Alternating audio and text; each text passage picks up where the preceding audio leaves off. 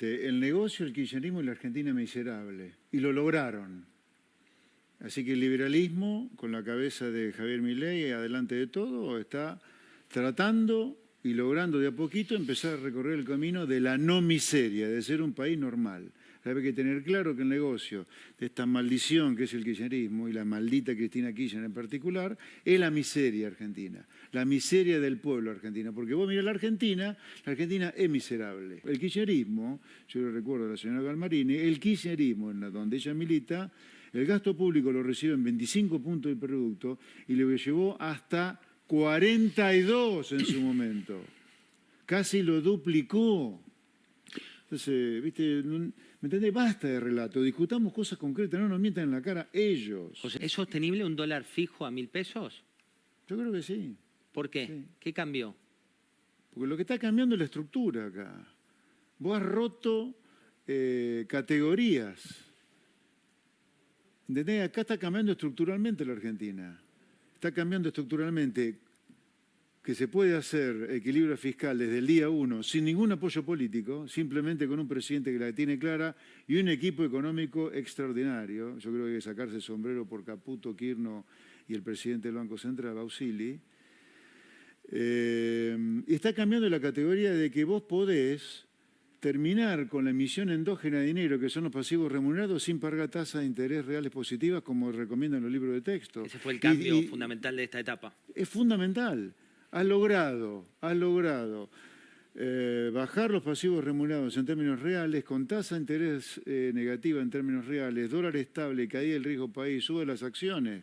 Vamos a una tasa de inflación de un dígito en breve, te diría. Por eso es importante que todo se alinee a eso, porque si no van a quedar algunos pedaleando en el aire. Lo que no quisiera que queden pedaleando en el aire son claves para que la economía se recupere. Hablabas del kirchnerismo y los liderazgos. Hace poco Malena Galmarini dio una frase al respecto diciendo que no podían pelear por liderazgos porque era otro del país. Pero quiero compartir declaraciones de Cristina Fernández de Kirchner. Sí. Esto es de hace horas nomás. Esto decía la ex vicepresidenta de la Nación. Miremoslo. Hola a todos y todas, los compañeros y compañeras de Nuevo Encuentro de distintas partes del país. Tal cual lo preveíamos en el mismo, el cuadro se agrava cada vez más, agregándose ahora la cuestión del precio de los servicios públicos esenciales.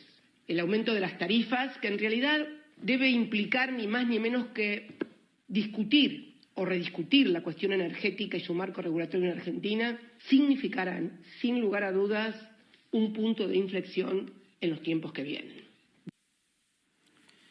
Bueno, ahí tenés a Cristina Fernández de Kirchner, que reapareció ayer muy preocupada por lo que ella ve, esta foto, esta realidad. ¿Cuál es tu opinión? Voy a repetirte, el negocio, el kirchnerismo y la Argentina miserable. Y lo lograron. Así que el liberalismo, con la cabeza de Javier Milei, adelante de todo, está tratando y logrando de a poquito empezar a recorrer el camino de la no miseria, de ser un país normal. Hay que tener claro que el negocio de esta maldición que es el kirchnerismo y la maldita Cristina Kirchner en particular, es la miseria argentina, la miseria del pueblo argentino. Porque vos mirás la Argentina es miserable. Todo viejo, en desuso, todo roto, ¿me entendés? Ellos son eso.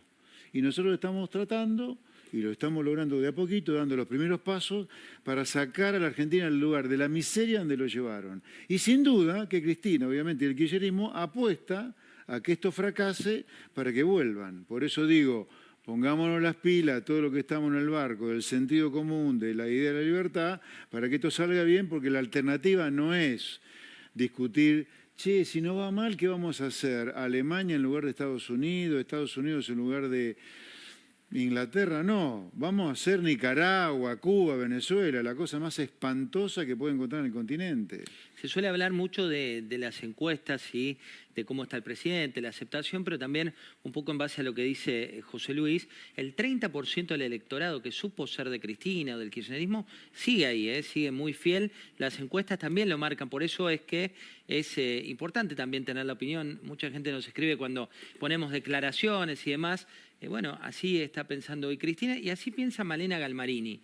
Quiero compartir con vos también estas declaraciones de hace muy pocas horas. Está levantando el perfil, la ex titular titular de AISA, lo hizo hace 2 semanas en una entrevista que le hizo el Flaco Suede en radio, y también tenemos para ver con ustedes. Miremoslo. Yo estoy segura que hay otro camino, hoy todavía hay otro camino, que no es ajustando a la gente. Me parece que fue muy desleal Milei con su electorado, con ese 50 y pico % que lo votó, que tanto habla, son 14 millones de casi 47, pero fue muy desleal, mintió. Dijo que nosotros, los de la política, íbamos a pagar el ajuste. Y lo están pagando los jubilados, los pensionados, las madres, los niños y sobre todo la gente pobre. Se habla mucho de los jubilados hoy, sobre todo como segmento socioeconómico que está pagando el ajuste. ¿Cuál es su opinión? El kirchnerismo rompió el sistema previsional. Tenemos 12 millones de trabajadores trabajando en blanco como hace 10, 15 años, pero el kirchnerismo fue el que multiplicó por 3 la cantidad de personas en condiciones de ser jubiladas con las moratorias previsionales, quebrando el sistema.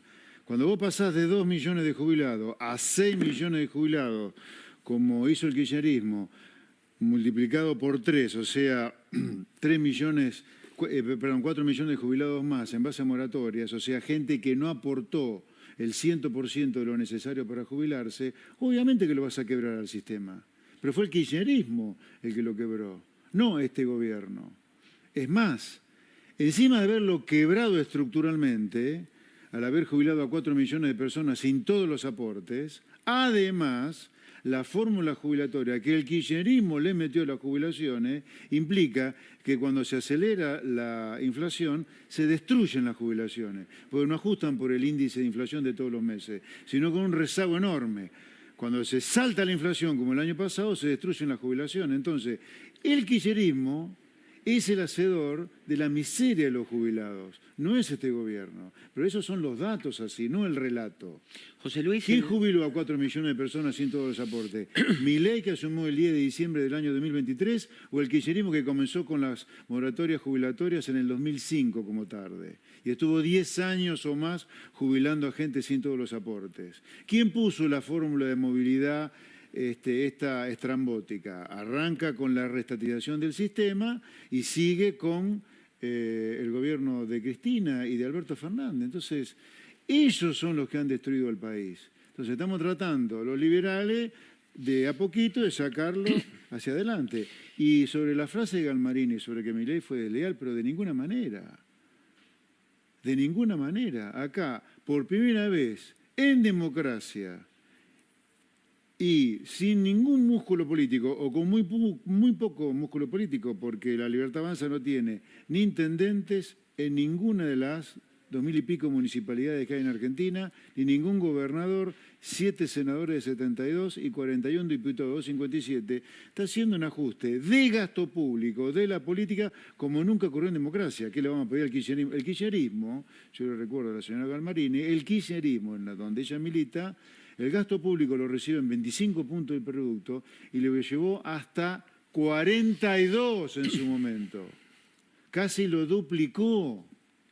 Entonces, ¿viste? ¿Me entendés? Basta de relato, discutamos cosas concretas, no nos mientan en la cara ellos. José Luis, este sábado Eduardo Feynman presentó su libro en Paraguay, lo hizo con una reunión con varios presidentes, entre otros el presidente de Paraguay, también participó el presidente de la Nación, Javier Milei, y se refirió al ajuste más grande de la historia de la humanidad. Hablando de ajuste y hablando de electorado, hablando de metro cuadrado económico, ¿hasta cuándo crees que esta B corta, que tiene obviamente su caída por sinceramientos varios, va a ser tolerada por el electorado? ¿Cuándo es que la gente que hoy dice yo banco porque yo estoy con, me esfuerzo para, va a tener ese rebote? Yo creo que la actividad, a ver, los precios sin duda están haciendo la V si vos querés invertida, subieron mucho y ahora vamos a una desaceleración muy fuerte de la inflación. Yo creo que en el segundo semestre la actividad económica encuentra el piso y empieza a recuperarse. En ese momento, cuando estemos ya más cerca del fin del primer semestre, podemos discutir la pendiente que tiene la V corta, ¿no? Si se parece a una V corta literal, o está un poquito menos inclinada o menos vertical, pero yo no tengo la menor duda que de seguir así, la política económica y sin duda va a seguir así la política económica. Y si, insisto con esto, los empresarios y si los sindicalistas empiezan a ver que esto es permanente, que no es una golondrina y que se viene un derrumbe de la tasa de inflación y empiezan a alinear precios y salarios con la nueva y sustentable tasa de inflación, la recuperación va a ser más rápida. ¿Es un tema cultural? ¿Es un tema cultural para que eso se produzca? Digo? Se ha transformado en cultural el pensar que toda cosa más o menos buena es transitoria acá. ¿Pero por qué? ¿Que es de pronto todos los trabajadores son unos HDP y los empresarios también? No. La realidad les da la razón hasta ahora. ¿Por qué? Argentina ha tenido una crisis cada 10 años en los últimos 60 años. Rodrigazo, Martínez Dios, la hiperinflación, el 2001-2002, Néstor y Cristina 2008-2009, Macri 2018-19 y ahí tenés 6. No hablemos de Alberto porque vino Milei y evitó la crisis. Pero en 60 años, cada 10 años Argentina se prendió fuego. Entonces, toda esa inflación que hubo detrás de todas estas crisis, esa gran devaluación que hubo en todas esas crisis, salvó muchos trapitos sucios o permitió limpiar mucho trapo sucio. El hecho Lo que estamos diciéndole desde el gobierno a la sociedad, guarde acá, si por primera vez en democracia una fuerza con poco músculo político como la Libertad Avanza está haciendo un ajuste de gasto público que nunca se hizo, y si se está logrando bajar la tasa de inflación sin recurrir a lo que dicen en principio algunos libros de texto y algunas recomendaciones que hay de economistas muy respetables como es tasa de interés real positiva, acá hay un cambio estructural que viene de la sociedad que ve reflejado en el gobierno de Javier Milei su apetencia, su demanda, su esperanza de que Argentina va a cambiar porque hay un tipo y un gobierno que se pone detrás de sus problemas. Acá la idea del gobierno es poner a la política por primera vez, por lo menos desde que está la democracia, completamente al servicio de la sociedad, completamente al servicio de la gente. Te llevo ahí a la microeconomía, que es la que hoy también tiene mucho protagonismo. Desde el Ministerio de Economía cuentan que próximamente varias cadenas de supermercados les dijeron que viene, por ejemplo, el pan lactal brasileño, ¿no? Por una cuestión que el precio del pan lactal. Te llevo un caso micro como para ver cuánto puede influir esto en la macro. Entonces, que eso va a generar directamente un impulso de baja en los precios, concretamente en una categoría donde hay un líder, dicen ellos, casi monopólico, que tiene las principales marcas. Del otro lado del mostrador, me pongo sombrero kirchnerista y te dicen, bueno, cada vez que se abrió la importación a este tipo de productos, hubo impacto directo sobre los puestos de trabajo, el sector privado y demás. ¿Cuál es la solución ahí? Digamos, ¿qué pesa más en la balanza o no necesariamente son contradictorias? Bueno, a ver, hay varias cosas de fondo que vos tocás. Una, que las cosas sean caras no tiene nada que ver con la inflación. O sea, vos podés tener una cosa recontra cara acá arriba, recontra barata acá abajo, y las dos crecen los precios de esas cosas a una velocidad que es la misma. O sea, la inflación es la misma. Entonces, una cosa es la inflación, la velocidad a la cual se mueven los precios. Y otra discusión es si los precios son caros o baratos. Que los precios sean altos o bajos depende de, fundamentalmente, cuánta competencia vos tenés en ese mercado. Es clave esto. Si vos querés tener precios razonables, tenés que meter competencia. Y la manera de tener competencia es no tener oligopolios, mucho menos tener monopolios y fundamental tener la economía abierta al mundo, competir con el mundo. Messi no sería Messi si no hubiera competido en los clubes que compitió. Entonces, que nos hayan hecho creer a nosotros que la competencia genera desempleo es el pescado podrido más grande que nos han podido vender. Mucho más grande que la justicia social, mucho más grande que otro pescado podrido como el Estado presente. El peor pescado podrido que nos vendieron, los que te venden los autos a un precio transatlántico o un calzón al precio de un BMW, esos nos han vendido un pescado podrido y nosotros, la sociedad cómplice, lo hemos comprado. Pero competir con el mundo es la clave para ser rico. Y se han encargado, eso sí, las dos veces que hubo una pequeña baja de aranceles a la importación, como con Martínez Dios y con Menem, dos planes que terminaron mal, Esos se encargaron particularmente de mezclar el dulce de leche con la sidra, o mezclar pera con manzana, que es la crisis de Martínez Dios es por lo que bajó aranceles Martínez Dios. La crisis de Menem es por la poca apertura que hubo con el Mercosur. Es como si yo te dijera, qué sé yo, que si llueve en Marte acá va a haber sol. ¿Qué tiene que ver una cosa con la otra? ¿Y en qué sectores estás viendo una posición? El hecho que durante Martínez Dios y durante Menem haya habido industricidio, que yo no lo niego, es como consecuencia del dólar barato, no como consecuencia de lo poquito que pudiste importar por la baja arancel. Es decir, pudiste importar de todo, hasta lo que algunos consideran como innecesario, considerándose que saben más que la gente, por el dólar barato. Pero eso no va a volver. Por lo tanto, la apertura la gente la tiene que empezar a ver como una manera indirecta de producir. ¿Por qué?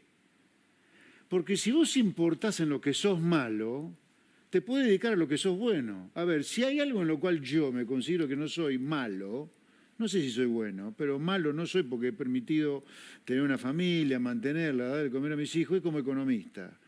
Ahora, yo no me construyo mi auto, no me hago mi ropa, no me hago mi combustible, ¿me entiendes? La compra un tercero. Ahora, ¿por qué ese concepto elemental para la persona cuando vamos a un país te aparecen los proteccionistas que te dicen no, produzcamos todos acá para generar trabajo argentino? El trabajo en Argentina es de lo más ineficiente que hay en el mundo por la falta de apertura.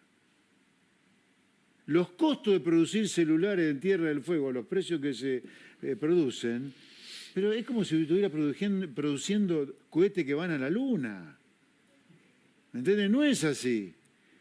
¿Por qué tenemos que pagar, insisto, un corpiño al precio de Chanel o Dior en las mejores tiendas de Nueva York? No Hace es mucho así. hincapié en la industria textil porque ves en Pero esa sí, industria... porque, escúchame, ¿sabe cuál es de los pocos sectores cuyo precio en dólares han subido después de la devaluación? Los textiles. ¿Textiles? ¿Qué parte de los textiles? Textiles en general, yo veo precios de textiles. Pero no importa si es textiles, autos es lo mismo, caucho es lo mismo, el alambre galvanizado es lo mismo. Hacienda no te deja entrar el alambre galvanizado. No te dejan entrar el insumo en realidad para que vos fabriques tu alambre galvanizado. O sea, el grueso de los multimillonarios en Argentina se han hecho en base a curro. Acá no tenemos Bill Gates, no tenemos Steve Jobs, no tenemos Jeff Bezos, tenemos los casos no escatológicos, como el Caradojean, como, no sé, los que viven de Tierra del Fuego, y después tenés los escatológicos, Cristóbal López, Lázaro Báez, ellos son de ladri. Pero la manera de ser multimillonario en Argentina tiene que ser una manera que le sirva a la sociedad, que le sirva a la gente, los otros que creen que tienen el culo fino, los que te dicen que si no hay obra pública no pueden construir. ¿Pero vos escuchaste esa estupidez en algún lugar del planeta Tierra? Un constructor que te diga, sin que se le caiga la cara de vergüenza, que si no hace ladrillo con plata del contribuyente el Estado se muere, se funde.